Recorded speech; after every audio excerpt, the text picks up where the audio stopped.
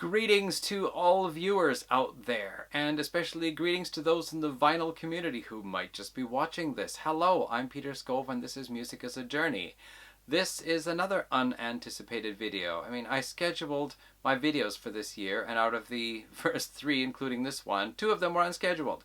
What is this though? Well, this morning I was taking a look at YouTube and I saw that Young LP Lovers had tagged me in a video, and so when I went to watch his video, I realized that he had mentioned my channel as one of the channels he had found in 2023. That was very kind of you, sir. I hope I have mentioned you a couple of times as well, so I hope we're kind of even in that way. So what he was doing was responding to, let me see my notes, the Vinyl Tag 2024, and this comes from Rob Walker Let the Music Play, the YouTube channel there. Rob Walker. Hi, Rob.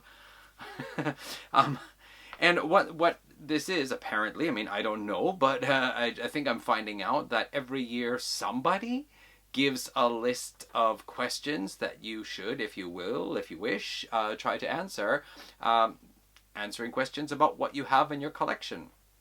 Now, I thought 20 questions it is, 20. I thought that was actually quite a lot, but it seems a number of people have been doing this. So I've watched Young LP Lovers, I watched his video, and I watched Rob Walker's video, and I've got Chris at Record Talk lined up, and there's another person I've got lined up on YouTube too. I'll be checking out their videos later. But, you know, I thought I'd really like to jump on board. However, as you know, I don't really do a lot with vinyl. I have CDs. I don't have a record player. I haven't had access to a record player since 1992, I guess. So I thought, hey man, I'm gonna crash the vinyl community party. Hey dudes, I'm the CD guy. I'm showing up here. And they would all be like, who invited him? But apparently, I told Rob, I said, Rob, I'm gonna crash your party because I like your questions. And Rob said, oh, everybody's welcome. Any format is fine. Oh, okay, well in that case, hey everybody, I am welcome. So yeah, let's get into this then. I really like these questions. So the very first one is your favorite purchase of 2023. And for the 3rd time now in the last couple of weeks, I get to talk about this album again. This is Lee Aaron's Beautiful Things album from 2004. Yeah, okay, so if you've watched my last 2 or 3 videos, you've heard me talk about this, I think at least 2 times. If you haven't, well, this is Lee Aaron. Now, she was known in the 1980s as the Metal Queen. You might be able to see actually a piece of vinyl there, guys, in the background. I just bought that a few weeks ago because I really got into Lee Aaron's music again for the first time in decades, and I really liked the Metal Queen concept. I liked the album cover, I liked the video, I loved the song, so I wanted to get a bigger version that I could put up on the wall somewhere. Anyway, she was known for being a kind of a heavy metal or hard rock or melodic metal type singer in the 80s. And somewhere around 1999, she switched over to singing jazz because there were a lot of financial troubles and she had her own label, which was going bankrupt by this time. And so she kind of stepped off of music for a bit and then decided she was going to get back into music and just do it for fun, for her own personal enjoyment, and she got into jazz. So she released a jazz covers album, and then a few years later she released this one, which is much more to my taste. Most of the songs are written by her or co-written with somebody whose name I've forgotten now. But anyway, I have really been enjoying this album. I listened to some of the tracks almost every day. Like, it was one where there were 2 tracks I bought it for, and then once I got it, there were 3 or 4 more others that I just keep playing over and over again. And occasionally when I listen to the ones that I'm not listening to over and over again, I find, actually, those ones are quite good too. So for me, there is not a dud track on this album, and one of the real fun ones I love is Handcuffed to a Fence in Mississippi, which is a cover of a song done by a fella named Jim White. But his version sounds more like a Beck type song. And I really love this version here. I love this whole album. So there you go. My favorite purchase of 2023 is Lee Aaron's Beautiful Things. And I got a lot of albums in 2023 that I really liked. So, well done, lady. Okay, the next question. I don't know if I can put her away yet. She might be coming back out soon. The last purchase of 2023. Okay, I'm not really sure the chronological order, but my last 3 purchases include this one and that piece of vinyl up there on the wall, the Metal Queen album on vinyl, and Lee Aaron's self-titled album from 1987, which I actually was thinking not to get. And then I was thinking I'll wait till the new year to get it. And then the one copy that Amazon had available for a reasonable price sold out. And Amazon said, we're not getting any more in stock. And I went, Oh crap, it happened again. and then I started just hunting around on the internet and finally found a copy. It was actually like a lot of places I checked. We have it. Great. 2 days later, we don't have it anymore. What the? And then, oh, check these other 6 sellers. We're out of stock, out of stock, out of stock. Oh man, how about this seller? We have to order it from Canada. God, does anybody have it? So yeah, Lee Aaron's self-titled album, I did finally track it down. It's cost me like almost 1,000 yen more than if I'd actually bought it from Amazon, but that could possibly be my final purchase of the year. I think chronologically it actually was. Okay, let's put this lady down somewhere. Editing.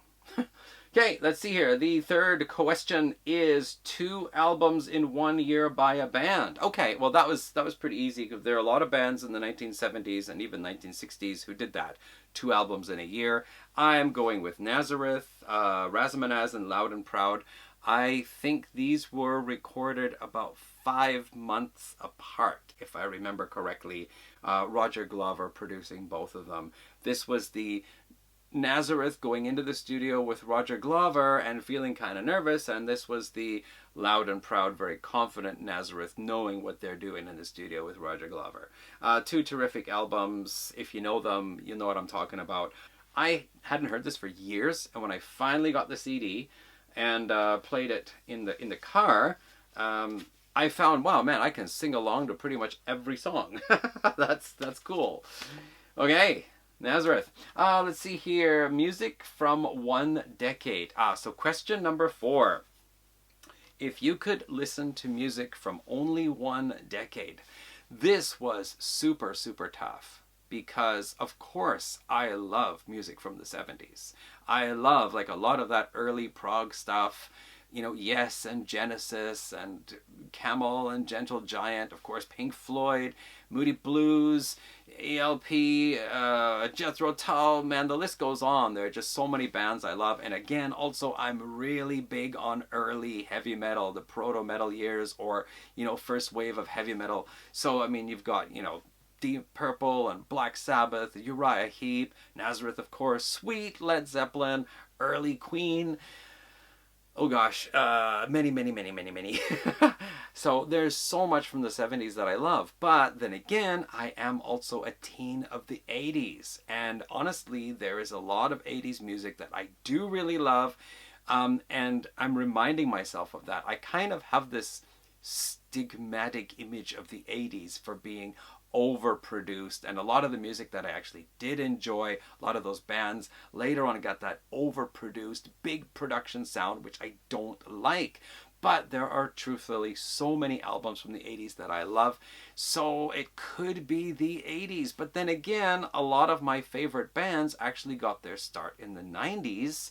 So, you know, a lot of their classic albums are from the 90s, but the 90s might still be kind of weak overall. And then just, you know, in the last 10, well, I guess it's probably 13 years now, there's just been so many great albums that I've been discovering. So I would really be stuck. It would be natural in a way to say, okay, I'll go for a 70 to 79. Actually, I'd prefer 69 to 78 if I could go that way. But I would have to give up so much music that I love from the 80s, a lot from the 90s, and again, like I said, even from 2010, 2011, there are so many great albums. So that is really such a hard one to answer, so I'm not going to. Okay. Moving along, hey, I think Rob said that, you know, you can bend the rules or change the rules. I'm changing them. I ain't giving you an answer for that one. I just told you what my answer is. I can't give you an answer. Let's see here. Manchester. All right, now this one, I thought, Manchester? Who was from Manchester? So I actually had to check the internet. And I checked Wikipedia's list of bands from and artists from Manchester. And I was going through going, don't know them, don't know them, don't know them. I heard of them, don't know them, don't know them, don't know them. I heard of them. The Hollies. Well, the Hollies. Well, I actually had a compilation of album of theirs, which I got from one of those Columbia House sets from long, long ago, but I have since parted with it. It never really stuck with me. My apologies to Steve at All the World's Stage, because I know he quite likes the Hollies. Hey, they are a great band. Just there was very little on that album that stuck with me, and I finally parted ways with it. So yeah, going through more, there was a band Solstice. I don't know if that's the kind of quasi-folk neo-prog band of the 1980s Solstice. I did have one of their albums. I still have it saved in my iTunes library. But again, it didn't really stick with me, and I thought, I don't really want to keep this in my collection, so I let go of it. So Manchester, I had to scroll all the way down until I reached V, and then, wow, there's a band I have in my collection that I actually like listening to. It's Vandergraaf Generator. Yes, Vandergraaf Generator are from Manchester. Hallelujah.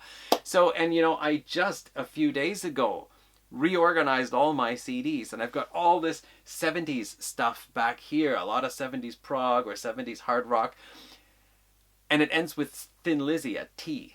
And after T, I don't know where everything else went. It's probably in a box around here somewhere. It's not in the stacks behind me. So I kept pulling boxes out for other things, and I finally just got tired of doing it. So just trust me, Vandergraaf Generator. I have Pawn Hearts, God Bluff, which I really like, and Still Life, which I was just about ready to get rid of, but I think I'll give it another chance. You know, I was almost getting the impression that I just don't like Manchester music. Sorry, Manchester. But yeah, Vandergraaf Generator. Okay. All right, let's see here. I've got to move along here. That was only question number 5. Question number 6, 2023, which artist I listened to the most? Okay, that's really a tough one because, as I mentioned earlier, I started 2023 with 7 Uriah Heep albums, and I finished the year with 22 Uriah Heep albums. I did my video on the first 10 albums of Uriah Heep, so I listened to the first 9 albums. I don't have High and Mighty, which is the 9th one. So no, I listened to 1 to 8 and 10. But, of course, I got all those other albums, which I have listened to probably at least twice. So just for sheer volume, it could be Uriah Heep. And the other one was, of course, Miss Lee Aaron. Back here again, I got wind that she had new albums out I didn't know about. I bought those last 4 studio albums, totally loved them, went back and bought all of her previous catalog except the one first jazz covers album. I haven't got it yet because it's going to cost me about $50 to get it on CD, and yeah, I'll get it eventually. So I've been listening to pretty much nothing but Lee Aaron almost solidly for the last 5 or 6 weeks, with a few intermittent visits to some mixed playlists of artists. But yeah, I don't know. Probably it's going to be Uriah Heep just for the total amount of volume, but it might be Lee Aaron too. Okay, 7-inch. Haha. So yes, of course. What vinyl do I have? Very little. Do I have any 7-inch? Nope. Nothing 7 inches to show. But what I do have is a bunch of single releases that came out in Japan that I picked up probably some 20 years ago now. So this one here is called Super Bells Motorman. It's exactly a little mini CD like this. Isn't that cute? And the interesting thing about this is a kind of, you know, like I don't know, like DJing type music. So it's not really my thing, but there are 2 tracks on here, and they are train lines. And basically it is the announcements on the trains. When they give you the announcement of, you know, this is the next station, or this train is going to this destination, here are the stations it'll be stopping at. And they've just put those announcements to this kind of a DJ mixing type thing, zippity zap type of music. And it was just really fun. It was a kind of novelty thing at the time. I think he actually did a whole album or 2 of different train lines, but I picked it up because my line, the Takasaki line, is on here. So all the stations on the Takasaki line that I'm familiar with, including my own station, is mentioned in there. So I thought that was really fun. Super Bells Motorman. Drop that back here. This was a band called Bird. Actually, I think I'm not sure if it's a band or just a female vocalist. They had a single, Game. Now, I don't know if this is ska or is it funk. Let me just see here. I actually had it queued up on iTunes. Is it disco? Yeah, anyway, gotta stop that. But I really liked that when it first came out. I thought she's a great singer, and I just thought, I know it sounded like modern disco maybe, or ska disco, I'm not sure, but I really liked it, so I picked it up. So yeah, that was actually kind of cool to hear that again. They've got other videos on YouTube as well. This was one that was in the box to get rid of, but I decided to take it out again. This is a band called Shakalabits and Monster Tree. It's a kind of pop punk band, I think. There are 3 tracks on here. Monster Tree, The Remote Control, and what does that say? 80 at Billy Bob's Barn. Okay, whatever. Anyway, just a 3-track album. I guess that would constitute a 7-inch single maybe. I like the song Monster Tree. Really kind of fun, happy song. Female vocalist, punkish type band, but kind of happy punk type thing. Then there was Yuki. Yuki used to be the singer of a band called Judy and Mary. I actually had one of their albums, but eventually got rid of it because her voice is really high, and I'm not really sure how much I like it, but I like some songs. And when she went solo, one of her first albums, if not her first single release, I think, is called The End of Shite. That's what it is. And gosh, I don't remember how it goes now, but something about you and me, baby, we've seen a lot of can't believe how many times we've been through this shit around us, or something like that. Again, a bit of a kind of hard rock punkish type song. So yeah, there was that one, and I haven't listened to this again since I got it, but Yuki, The End of Shite. And the very first artist I got into after coming to Japan, Yanomaki. I was here for only about a week or two, and I walked into a CD store and I heard a song called Natsu no Dekigoto, kind of summer happening, and I just loved it. I thought, who is this singer? Man, this girl's got a powerful voice. She does not sing like most Japanese pop singers. And I picked up the single as soon as it came out a month or so later when I finally got it. And I have her entire discography minus the second single, because all the songs on the second single appear on the first album as well. All the songs on here appear on the first album. But anyway, that was the first one I ever picked up of her. Love her older stuff. Her later stuff is more mellow and acoustic guitar and kind of contemporary female type singer. Her older stuff was more rock, a little more powerful. And I think this was one of the latest singles of hers I picked up. I forgot what it's called now. I think it's called Toi Sekai. Yeah, the Faraway World. I think it was one of the last singles that she released. I don't know. She got married. I guess, I don't know if she became a mom, whatever, but she's just not releasing so much. Garnet Crow, one of my favorite Japanese bands, and actually a pop rock band, so not my usual style, but I really love what they do. I love a lot of their music. And this one, I forget, what's this one called here? Bokura Dake no Mirai, The Future Just for the Two of Us. And I think it was one of there's 2 B-sides on here, one of them called Float World, which I really, really liked. So thought I'd show that one. I have most of the Garnet Crow singles, and anything I don't have, I have on a single, on a B-side compilation. So I have all of their B-sides in one form or another. And that was it. Was that 7? It might have been 7.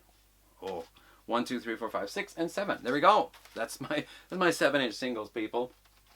All on CD. Are you scared? Okay, let's see. 8. Who's coming to the party? This is a great question. If you could, I don't remember, was it 4 people?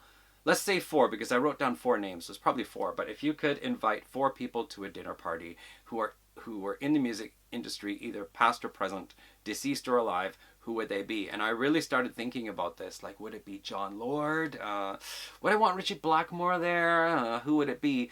And then I thought, man, I actually have so many friends who I know through Facebook and through Melodic Revolution Records, or anyway, that I would really love to be able to meet. So there are so many of them. A lot of, like, most of the CDs here and down there. Plus, there's a box under the shelves here, under the rack table, whatever. A lot of them are people I'm in touch with on the internet, and they sometimes send me their latest release so that I can review it. So yeah, there are lots of people I would really love to have the chance to meet and chat with. So I want to talk about Buzz Elliott, guitarist at Hammerhead. He sent me this CD, by the way. We actually did a podcast together one time. He has a podcast on Progzilla, and I was invited to participate, but with a selection of songs and give my comments about them. I think we have to do some video editing. The cat wants to come in again. Next up, I would like to speak to Hamlet, who is the mastermind behind the band Transport Arian. This is their, well, actually it's their 6th album, but it's their 4th official album, because when I spoke to him recently about his first 2 albums that I'd never heard of, he said, oh, just disregard those. That was just me kind of warming up, or I don't really consider them part of the Transport Arian catalog. So there's this latest one, Skywound, which was from a couple of years ago. I really like this one. This is where he actually got like a whole band together. Previously, it was him doing most of the stuff, I think. But he is a really intelligent guy. Bit strong on the opinions sometimes, but I feel he is the kind of person who shows his opinions strongly publicly, but if you actually speak to him, he's really decent and respectful. Like if he says, I don't like Pink Floyd, never liked them. And if I say, oh, I like Pink Floyd, he'll say, oh, well, that's cool if you like them. I know actually another side to Hamlet, which I think he doesn't want publicly spoken about, but it's a very cool thing. It's a very, very cool thing that just made me respect him even more. So this guy is a very intelligent guy.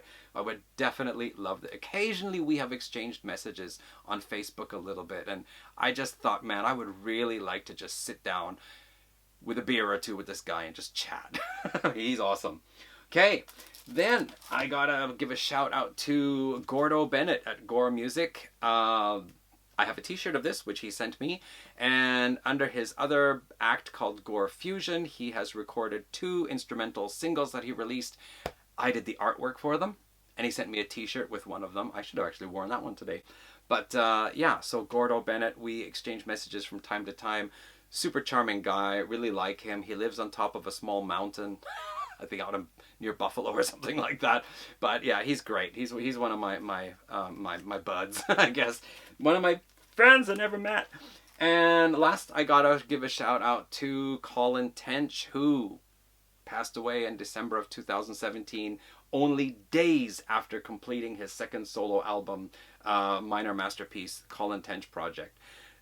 Colin was just really super. He contacted me on Prog Archives after reading one of my reviews and said, maybe you'd be interested in hearing my band's album. And he sent me Corvus Stone, the band he was in, their 2nd album, which I thought was really interesting.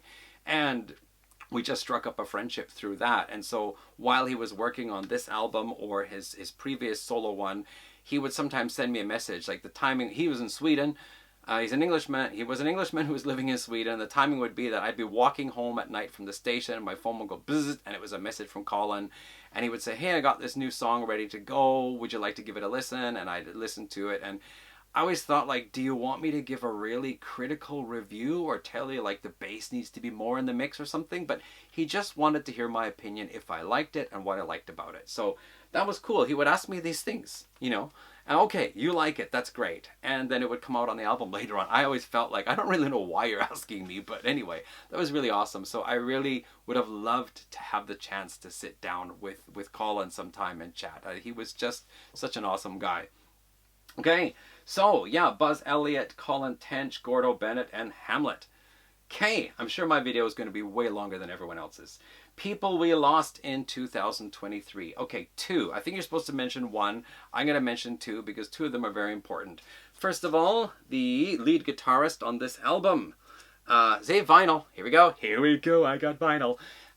Jeff Beck, of course. What does it say? This is a little write-up on the back. The very first paragraph is, often criticized for doing something new, we've recorded an LP. All right. Let me see here. Okay, so one of the things it says here, it has often been said that Jeff Beck is one of the leading guitarists in the country, and I'm inclined to agree with him.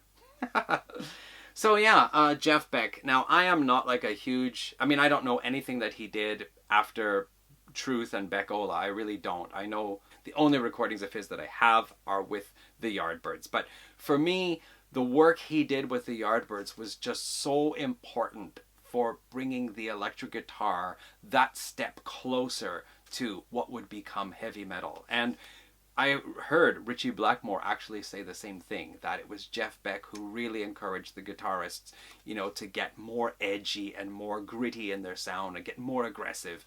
And that attitude that Jeff Beck had was the inspiration for the character Nigel Tufnell of Spinal Tap, which is cool. And the other person we lost, I gotta put this down. Where'd you go? Ah, here it is. The other person we lost just here about a month ago now, December 3rd, Miles Goodwin of April Wine. I completed my April Wine discography, all the studio albums back in September, October, and I also picked up a compilation album and this live album, which both had previously unreleased studio tracks. This one had 2 tracks, can't remember the name suddenly, right? That's Who I Am, This Is What I Do, and Strong Silent Type. Strong Silent Type I really love.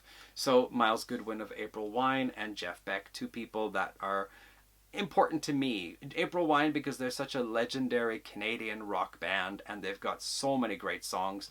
And Jeff Beck for his work in bringing us heavy metal music. All right, we're putting everything. Gee Willikers, 10. One country. If you could listen to music from only one country, which one would you choose? Now, actually, I've thought about this already. My answer was already ready. But before I give you my answer, I'll tell you the UK would have, could have, should have been possibly my choice. Simply because a lot of the bands I love, Deep Purple, Yes, Judas Priest, Black Sabbath, Uriah Heep, Nazareth, Sweet, Led Zeppelin, Queen, Iron Maiden, Amanda List, Saxon, the list just goes on and on of so many great bands from the UK. And of course the UK just really everything from taking heavy blues and making heavy metal, taking basically taking rock into the whole progressive, classically influenced progressive rock thing, and so many other things the UK has done for music, even that I'm not really into. But I realize, and one of the things I love doing is I love seeking out Canadian bands.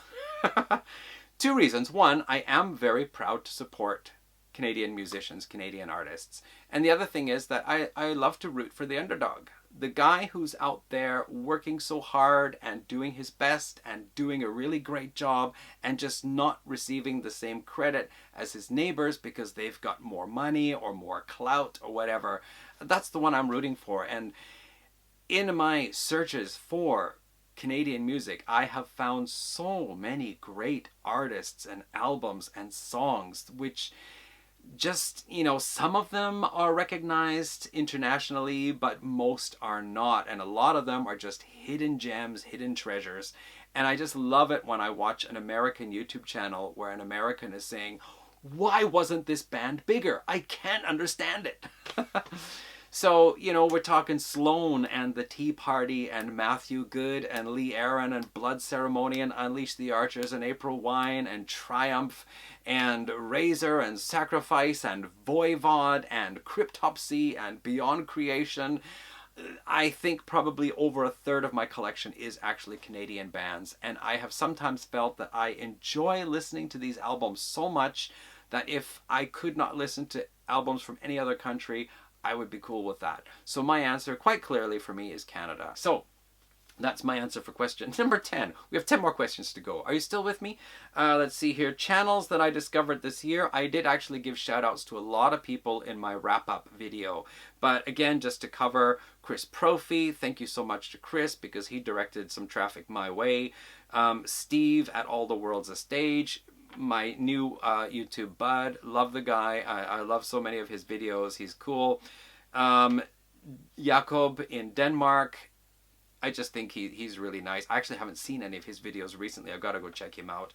And there were so many. I did actually mention them in the other video, but a couple I forgot to mention. Grant's Rock Warehouse. just really in-depth, long videos with people discussing very deeply the discographies and the histories of a lot of bands that I like, particularly some Canadian ones. And was it Belgian Jasper, who is I think he's from Belgium, and he's living in Ontario, I think. And he has lots of cool videos about Canadian music and Canadian artists, interviews with Canadian artists, as well as other international artists too. So a lot of cool stuff to check out on his channel. There was one other one, a guy in Australia. Oh, Ben Rankins, by the way. Ben, hi. How's it going, mate? There was another guy in Australia too, and I've forgotten his channel now, but he also had some really cool videos that inspired me for some ideas for this year. And I've forgotten what it is though. Anyway, okay, I've said enough, people. So that should cover question number 11. Question 12, a record I bought when I was a teen. Okay, so that's easy.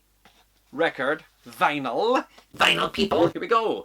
Iron Butterfly, Sun and Steel. Who was it now? Vinyl Monkey? I think it was Vinyl Monkey. There was a channel I saw recently where he talked about a bunch of albums he picked up, and one of them was this one.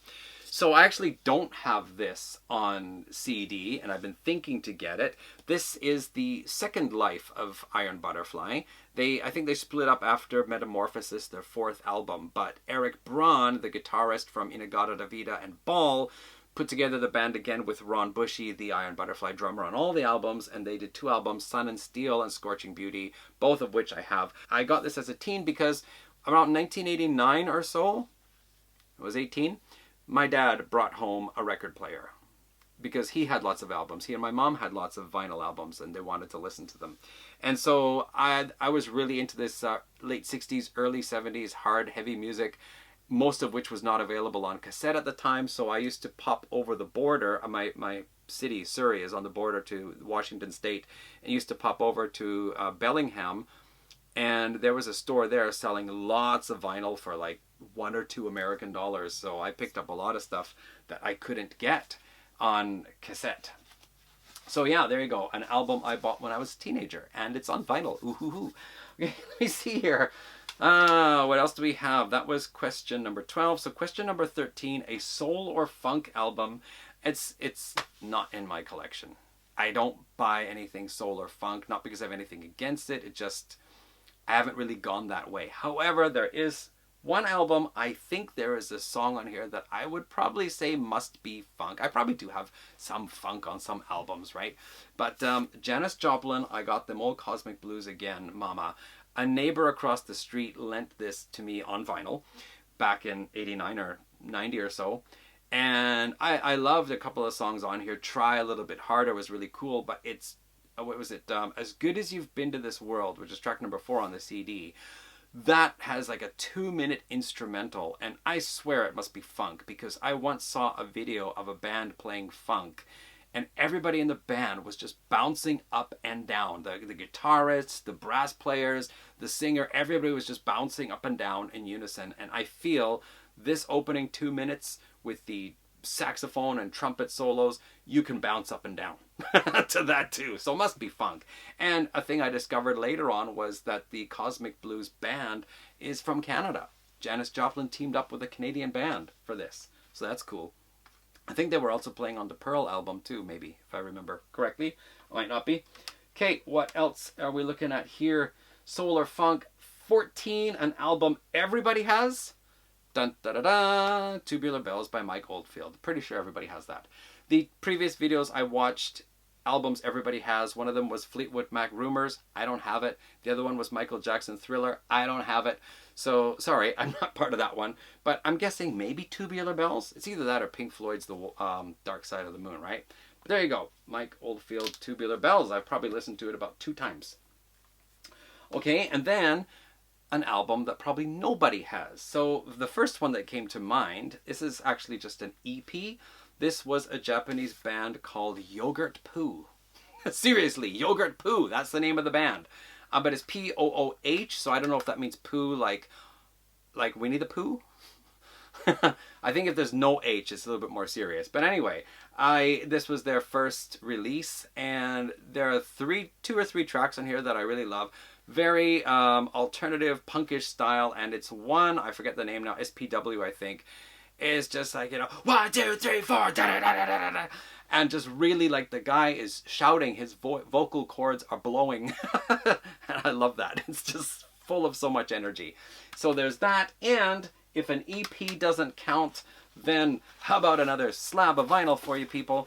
This is Hag. I don't know if you can see. I've never opened this because I don't have a record player. Hag is a kind of they're a doom metal, old school doom metal, bit of psychedelic, bit of prog flavored band from Newfoundland, and with a female vocalist who's really cool. And the lyrics are all they're all horror themed. Like, my favorite song on here is, what's it called? Your Skin, which is, it probably has a double meaning, but it sounds almost like she's saying, I had a dream that I was wearing your skin. And so when she says like, your lips on my lips, it's not this way. It's like, like, she's wearing his skin, your hands on my hands. It's the skin of his hands on her hands. So really creepy imagery like that. And another song on here, House Sparrow, about watching this sparrow die, and like, it was quiet as a sparrow, but it was loud as thunder.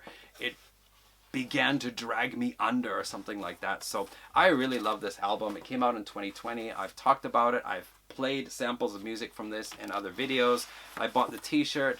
The band gave me this album for the purchase of the t-shirt and for my videos promoting the band. Still waiting for them to do another album. So that's Hag. Put that down there. Okay, album that nobody has, I'm pretty sure. Not so many people anyway. What do we got here? Solar Funk, everybody has 15. A female artist in 2023. Well, there she is. Lee Aaron again. She doesn't go away, does she? Yeah, once again, I just really love her last 4 studio albums, excluding the Christmas album. There's actually 5 studio albums. I don't have the Christmas one. Really love those, and the Beautiful Things album, and going back to her old 80s and 90s stuff, discovering her music again, or some albums I never heard before. I'm really into listening to Lee Aaron right now. If I mention one other, it was a band I picked up in October called Juliet Ruin, who are an alternative metal band from Edmonton, and a lead vocalist who can sing in both harsh and clean vocals. I've forgotten her name now, but she's also very talented. So there was Juliet Ruin, but that's like a whole band. So if it's a female artist in particular, Lee Aaron. Yeah. Okay, how are we doing here? Question 16, for favorite videos I made and watched. I had to think about it. I like my videos where I put a lot of extra work, like I used to do. I used to do these little sketches. I'd like dress up as characters, or I would think of some special technique or something to do for the video. I even had like powder from fireworks creating explosions or something. But this year, I'd say probably my most fun video that I did was a Black Sabbath quiz video, where I made some effort to put in a little bit of humor, and I thought the questions were kind of fun, and the information was maybe interesting. So that was actually maybe my favorite video that I made. And the favorite ones I watched, I saw a lot of great videos this year, but I think probably what I liked best was the Grant's Rock Warehouse series on April Wine albums, where they had as little as 3, as many as 5 guests talking about April Wine albums, giving the albums reviews, and giving some of them telling their stories about seeing the band live. I learned so much about April Wine in those videos. So it's actually not one video, it was a whole series. At the end, Grant and 3 other guys were ranking the albums, and their choices were all very different, so that was really interesting. So Grant's Rock Warehouse April Wine series, probably what I really enjoyed the most. They were like 50 minutes to an hour long, and I watched all of them. No questions. Okay, they also did a great one on Helix too. Let me see, it's actually 3 on Helix, I think it was. Let me see here, videos I watched. Okay, 17, a 90s classic album. Great, well, all right. So I just recently shuffled everything around. 2 videos back, I did a video on a lot of 90s albums, but I didn't mention this one. Pantera, Vulgar Display of Power. Honestly, this didn't grab me. I kept thinking, all right, everybody talks about how great Pantera is, and I should probably get one of their albums, and I picked this one, and I thought it's good, but it didn't grab me. I think it's this whole look here, this image. It doesn't do anything for me.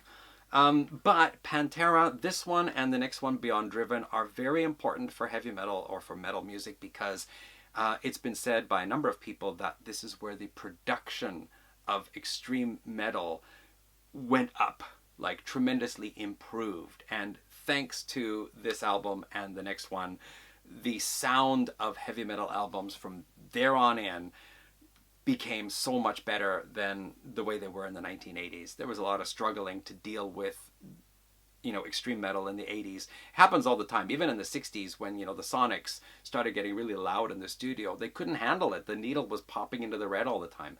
So yeah, this one is important for that. So I'm going to mention that. Pantera, vulgar display of power for classic 90s. Question 18, I could walk into the cover of this album. What a great question. And the very first one that came to mind, it's going to be here for just a moment now because it might get blocked. The original cover for Jimi Hendrix' Electric Ladyland. Dun, da, da, da. Okay, it's gone. Yeah. Oh yeah, I could walk into the cover of that one. Oh, excuse me, ladies. I'm terribly sorry. I'm here to assist the photographer. But that one aside, actually, let me tell you about another one. Let's see here. I had to really think about it because I thought, oh, there's probably tons. But I'm going to pull this one out so there's no glare on it. This is Glass Hammer, The Culture of Ascent. Can you see that? Looks like it folds out, so let's see if we can do that. Oh, no, it doesn't. It's a separate picture. Anyway, it is a human figure in a snowy mountain landscape with clouds and the sun coming through. Oh, I could definitely walk into that one there. I just like to be dressed properly for it. In fact, when I first got this, I thought, man, I wish I could be there taking that photograph. Because, as I've said before, I used to, still would if I could, go to the mountains a lot and photograph. And I even went to the Japan Alps many times in winter and photographed winter mountain scenery. So yeah, that's my choice for an album cover I could just walk into if the ladies of Electric Ladyland would not want me to be there. Towels, ladies? Towels? Anybody need towels? So let me see here. Number 19, Feels Like a Greatest Hits album. So this is not because the album has so many singles on that became hits, but it is an album that you know all the songs so well and you like pretty much all of them, so it feels like a greatest hits album. I had to think carefully about this one, but when I thought of the one, it was very clear it has to be AC/DC's High Voltage, the international release. Sorry, Ben Rankins. Yes. I know Ben would be saying that actual High Voltage and TNT albums separately are much, much better than this compilation. But this is what I got when I think it was 12 years old. My second AC/DC album, and it has remained my favorite AC/DC album ever since. Yeah, I just every song, every single song on here, I love listening to them. They're all great. I think TNT, It's a Long Way to the Top, The Jack, Live Wire, Can I Sit Next to You, Girl? I love those ones. But this whole album, for me, love it, love it, love it. Okay. And question number 19, it turns 50. Well, I'll be doing some videos about those because that's what I do in January. But I picked this one, Camel Mirage. This is my favorite Camel album of the three that I have. And Free Fall is cool, Super Twister is cool, Nimrod, The Procession, The White Rider is probably my favorite one, especially the White Rider part. Oh, geez, Lady Fantasy, Encounter Smiles for You, Ladies Fantasy. Yeah, I think this is a really cool album by Camel, and I still want to get their first one, haven't got it yet. So that's my pick for album that turns 50 this year, and I'm sure I have made a longer video than everybody else because that's what we do at Music is a Journey. We make long videos. If you stuck with me all the way, bless you. Thank you. And I'm going to end it now. So thanks a lot to Rob Walker for this list, for allowing me to participate even though I have mostly CDs. And thank you to Young LP Lovers for tagging me in his video so that I became aware of this wonderful little thread to go on. So that's it for the vinyl, what was it called? Vinyl Tag 2024. I'll be watching some other people's videos, so you'll see me in the comments. Cheers all. Bye.